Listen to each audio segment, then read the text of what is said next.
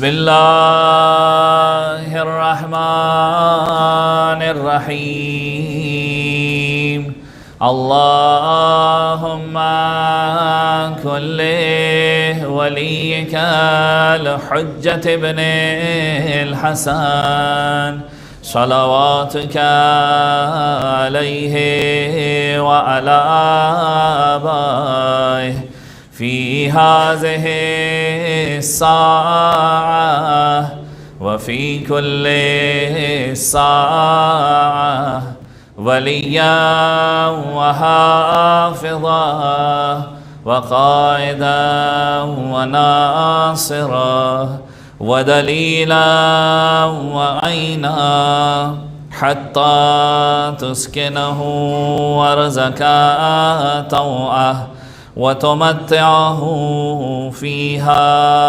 طويلا.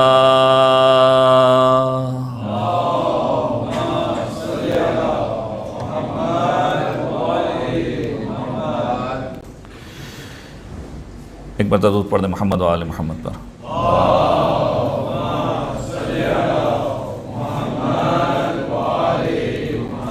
اما بعد فقد قال رسول اللہ صلی اللہ علیہ وآلہ حسین منی وانا من الحسین. درود پڑھ دیجئے محمد و آل محمد پر.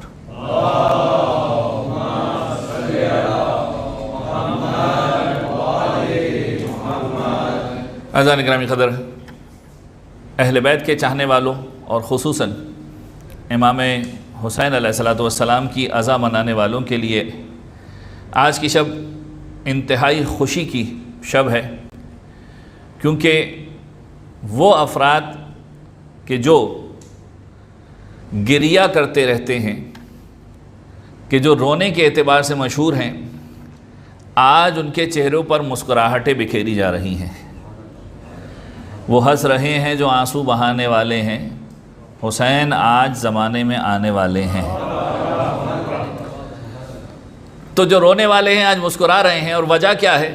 وجہ یہ ہے کہ رسول اللہ کا ایک ٹکڑا اس دنیا میں آ رہا ہے. انوار پنجتن کا ایک نور اس دنیا کے اندر وارد ہو رہا ہے. اور یہ نور کوئی معمولی نور نہیں ہے.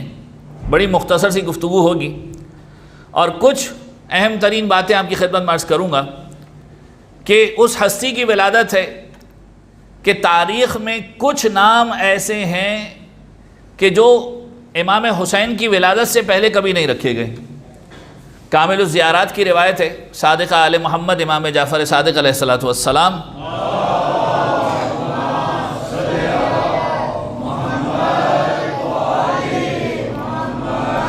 کہ دو نام ایسے تھے تاریخ کے اندر جو رکھے گئے اس سے پہلے کبھی نہیں رکھے گئے تھے. ایک جناب زکریا کے بیٹے حضرت یحییٰ، تاریخ جا کر پڑھیں گے تو حضرت یحییٰ کے بارے میں بھی آپ کو تاریخ میں ملے گا. ایک حضرت یحییٰ کا نام اور دوسرا حسین ابن علی کا نام. تاریخ میں اس سے پہلے کسی کا نام حسین نہیں رکھا گیا. یہ دو نام ایسے تھے جو تاریخ میں پہلی مرتبہ رکھے گئے. دنیا میں میرے مولا تشریف لاتے ہیں اور آتے ہی جو غذا بنتی ہے وہ کیا بنتی ہے؟ رسول خدا کا انگوٹھا چوستے ہیں، 3 دن تک غذا کی ضرورت نہیں پڑتی. اب ظاہر سی بات ہے، جب رسول کا انگوٹھا چوس کر انسان کے جسم میں خون کی روانی چل رہی ہو تو اگر کسی مقام پر رسول یہ کہتے ہوئے نظر آ جائیں کہ حسین منی وانا من الحسین، حسین مجھ سے ہے اور میں حسین سے ہوں، تو پریشان ہونے کی ضرورت نہیں ہے. رسول خدا نے تو مقام مقام پر، جگہ جگہ پر میرے مولا کے فضائل کو بیان کیا. فضیلت حسین ابن علی کو مختلف انداز میں بیان کیا، ہر موقع پر بیان کیا. منبر پر بیٹھے ہیں، رسول خدا منبر کے اوپر بیٹھے ہوئے ہیں اور لوگوں سے خطاب کر رہے ہیں. روایت کے جملے ہیں کہ اتنے میں ایک ننھا شہزادہ داخل ہوتا ہے اور ننھا شہزادہ جیسے ہی داخل ہوتا ہے ابا کے دامن میں پاؤں الجھتا ہے اور وہ بچہ ایسا ہے کہ گرنے والا ہے. رسول منبر کو چھوڑتے ہیں، جاتے ہیں، اس جا کر بچے کو اپنی باہوں میں لے لیتے ہیں، اسے سنبھال لیتے ہیں. سوال یہ ہے کہ رسول کا تو کوئی بھی کام حکمت سے خالی نہیں ہے. قرآن مجید کہتا ہے کہ جب کہتے ہیں تو وحی پروردگار کی زبان کہتے ہیں، اور اگر رسول خدا منبر پر بیٹھ کر کوئی بات کر رہے ہیں تو یہ بات تو طے ہے کہ رسول کا کہا ہوا ہر جملہ حدیث ہے۔ اب مجھے ایمانداری کی بات بتائیے کہ حدیث کو اس وقت روکا جا سکتا ہے کہ جب اس سے کوئی بہترین یا اوپر کی چیز آ جائے۔ حدیث سے اوپر کی چیز کیا ہو سکتی ہے؟ آپ کہیں گے قرآن حدیث سے اوپر ہے، تو اس کا مطلب یہ ہے کہ اگر رسول حدیث روک کر کسی چیز کے لیے آگے بڑھ رہے ہیں تو وہ ناطق قرآن حسین ابن علی ہو سکتا ہے۔ محمد آل محمد صلی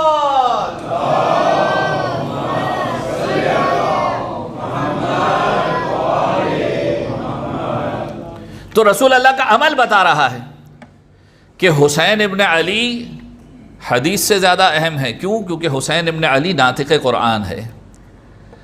مقام مقام پر میرے مولا کی فضیلت کو بیان کیا جا رہا ہے۔ روایت کے جملے ہیں، ابن ابی کعب رسول خدا کی خدمت میں آیا، رسول خدا کی خدمت میں آیا، آ کر رسول اللہ کی خدمت میں بیٹھا ہوا تھا کہ اتنے میں جنت کے شہزادے تشریف لانے لگے۔ اب جنت کے شہزادے جیسے ہی داخل ہوئے، رسول خدا امام حسین کی طرف متوجہ ہو کر کہنے لگے، اے آسمان و زمین کی زینت خوش آمدید، یعنی ویلکم کیا جا رہا ہے، ویلکم آسمان و زمین کی زینت، تمہارا یہاں پر استقبال کیا جا رہا ہے۔ ابن ابی کعب رسول اللہ کو دیکھنے لگے، یا رسول اللہ، آپ کے ہوتے ہوئے کوئی اور آسمان و زمین کی زینت ہو سکتا ہے؟ یا رسول اللہ، آپ کے ہوتے ہوئے کوئی اور آسمان و زمین کی زینت ہو سکتا ہے؟ کیا آپ کے علاوہ بھی کوئی آسمان کی زینت ہے؟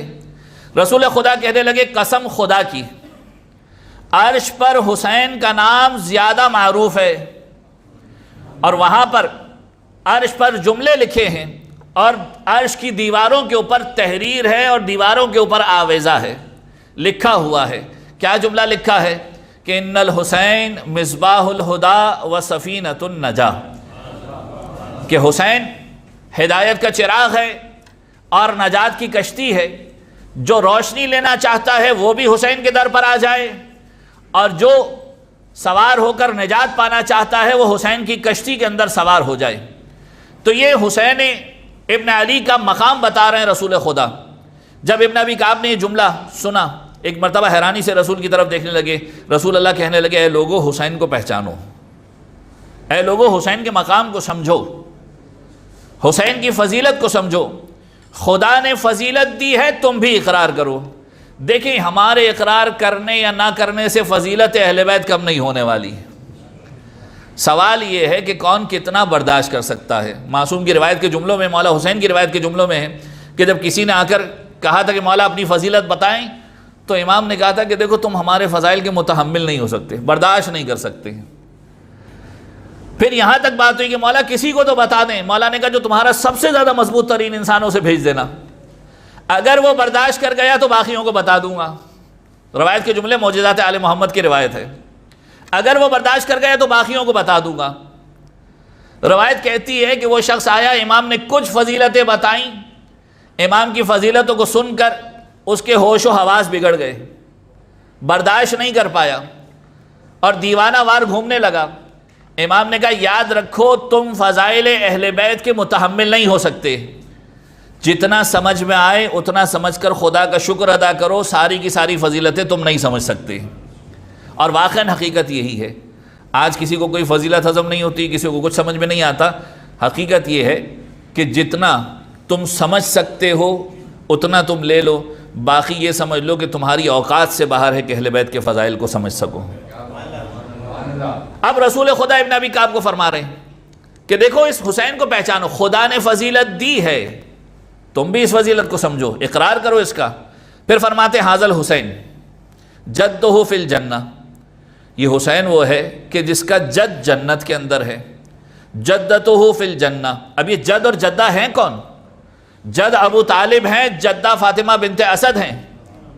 جدہ فی الجنہ، لوگ تو اعتراض کرتے ہیں، رسول خدا حدیث کے اندر بتا رہے ہیں کہ کون کون جنت کے اندر ہے، یہ حدیث رسول اکرم ہے۔ جدہ فی الجنہ، جدتہ فی الجنہ، پھر فرماتے ابوہ فی الجنہ، امہ فی الجنہ، باپ بھی جنت کے اندر ہے، ماں بھی جنت کے اندر ہے۔ میں ایک جملے کا اضافہ کر دیتا ہوں، فقط جنت کے اندر نہیں ہے، جنت و جہنم کو تقسیم کرنے والے ہیں۔ ماں جنت کی سردار ہے، اور پھر فرماتے ہیں اخوہ فی الجنہ، بھائی بھی جنت کے اندر ہے، بھائی جنت کے اندر نہیں، جنت کے سردار ہیں۔ رسول اللہ بتا رہے ہیں اخوہ فی الجنہ، پھر فرماتے ہیں محبہم فی الجنہ، اس حسین سے محبت کرنے والا بھی جنت کے اندر ہے، وَمُحِبُّ مُحِبِّيهِمْ فِي الْجَنَّةِ، اور اس محب سے محبت کرنے والا بھی جنت کے اندر ہے۔ پیغام کیا ہے؟ صرف حسین سے محبت نہیں، بلکہ حسین کے چاہنے والے سے بھی محبت کرنی ہے۔ جنت جانے کا ایک طریقہ کار یہ بھی ہے، وہ شاعر کہتا ہے نا، ہنر تو یہ بھی ہے جلدی امیر ہونے کا، غم حسین میں سب کچھ لٹا دیا جائے۔ ہنر تو یہ بھی ہے جلدی امیر ہونے کا، غم حسین میں سب کچھ لٹا دیا جائے۔ واقعاً اگر فضیلت اہل بیت اطہار سمجھ میں آ جائے، مقام حسین ابن علی سمجھ میں آ جائے، تو یہ وہ مقام ہے کہ فرشتے ملائک فخر کرتے ہیں حسین ابن علی کی چوکھٹ پر آنے کو۔ روایت کے جملے ہیں کہ جبرائیل نے خادم بننے کی درخواست کی۔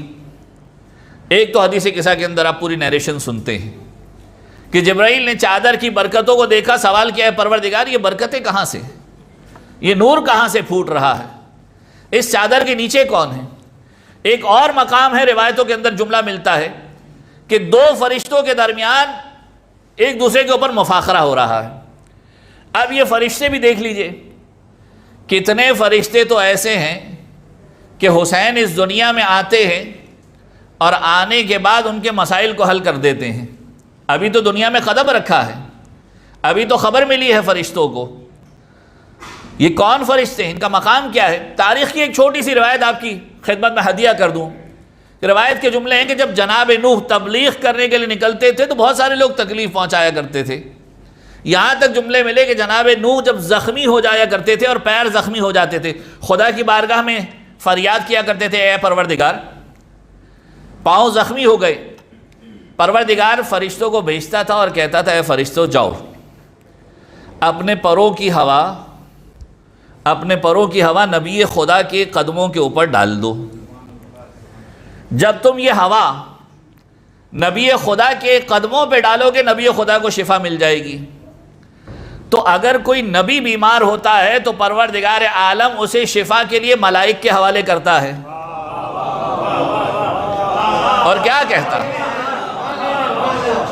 اگر کوئی نبی زخمی ہو رہا ہے، پیر میں چوٹ لگ رہی ہے، پروردگار عالم شفا کے لیے ملائک کے حوالے کر دیتا ہے، جاؤ اپنے پروں کی ہوا ڈال دو۔ دیکھیں بڑا کوئنسیڈنس ہے، اتفاق ہے، اپنے پروں کی ہوا کے ذریعے سے شفا دے دو۔ اب سوال یہ کہ اگر یہ پر ہی کٹ جائیں، اگر یہ پر ہی کٹ جائیں تو پھر ان پروں کو ریکور کرنے والا کون ہے؟ ان پروں کو دوبارہ ریسٹور کرنے والا کون ہے؟ یعنی نبی بیمار ہو رہا ہے، کہا جا رہا ہے ملک کو جاؤ پروں کی ہوا ڈال دو، اور اگر ملک بیمار ہو جائے اور ملک کی بیماری بھی کیا ہو کہ وہ پر کے جس سے دوسروں کو شفا مل رہی ہے وہ پر ہی کاٹ دیے جائیں، تو اسے کہا جاتا ہے جاؤ حسین دنیا میں آ گیا ہے، جھولے سے مس ہو جاؤ شفا مل جائے گی۔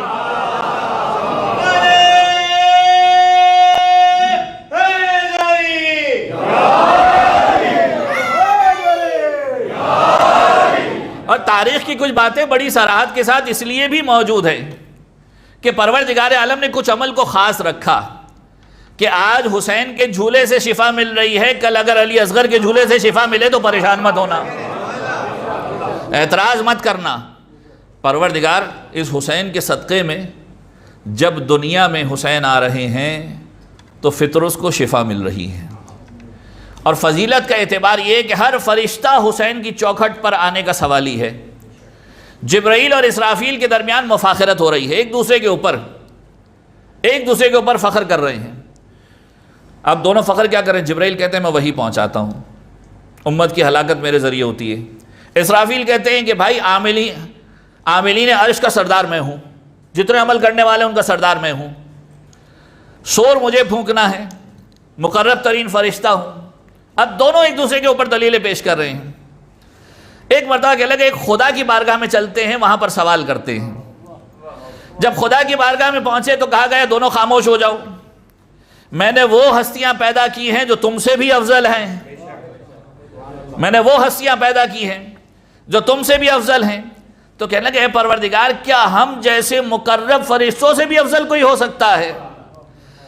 تو پروردگار عالم نے کہا کہ ابھی پتہ چل جائے گا. حجاب کو ہٹایا, جیسے ہی حجاب ہٹے جبرائیل نے دیکھا کہ لکھا ہے لا الہ الا اللہ محمد الرسول اللہ, علی کا نام لکھا ہے, فاطمہ کا نام لکھا ہے, اور حسن حسین خیر خلق اللہ کہ پروردگار عالم کی سب سے بہترین مخلوق یہ ہیں. جبرائیل اور میکائیل نے جب یہ دیکھا, اسرافیل نے جب دیکھا, تو ایک مرتبہ کہا پروردگار ہمیں بھی یہ سعادت بخش دے کہ ان کے در کے فقیر بن جائیں, ہمیں بھی یہ سعادت بخش دے کہ ان کے در کے نوکر بن جائیں. تو کبھی آپ حدیث قصہ کے اندر یہ نیریشن سنیں گے, کبھی کسی مقام پر دوسری روایتوں کے اندر یہ جملے آپ کو نظر آئیں گے. تو یاد رکھیے کہ وہ فرشتے کہ جن کا مقام اتنا بلند ہے, حسین ابن علی کے در کے نوکر ہیں. کوئی درزی بن کر آتا ہے, کوئی کسی اور کام کے لیے اس گھر کے اوپر آنے کی تمنا کرتا ہے, تو یہ گھر اتنا بلند ہے کہ پروردگار عالم نے اس گھر کو اتنا فضیلت والا بنایا. آپ کے اور منقبت خانوں کے درمیان زیادہ حائل نہیں ہوں گا, وقت کے اعتبار سے چلتے ہوئے اپنی گفتگو کو یہیں پر ختم کروں گا. فقط اگر حسین کی تعریف کرنی ہے تو ایک شعر شاعر کا بڑا خوبصورت سا ہے کہ نہ پوچھ کیسے کوئی شاہ مشرقین بنا, نہ پوچھ کیسے کوئی شاہ مشرقین بنا, بشر کا ناز نبوت کا نور عین بنا, بشر کا ناز نبوت کا نور عین بنا, اور علی کا خون لعاب رسول شیر بطول, علی کا خون لعاب رسول شیر بطول, ملے ہیں جب یہ عناصر تو پھر حسین بنا, ملے ہیں جب یہ عناصر تو پھر حسین بنا.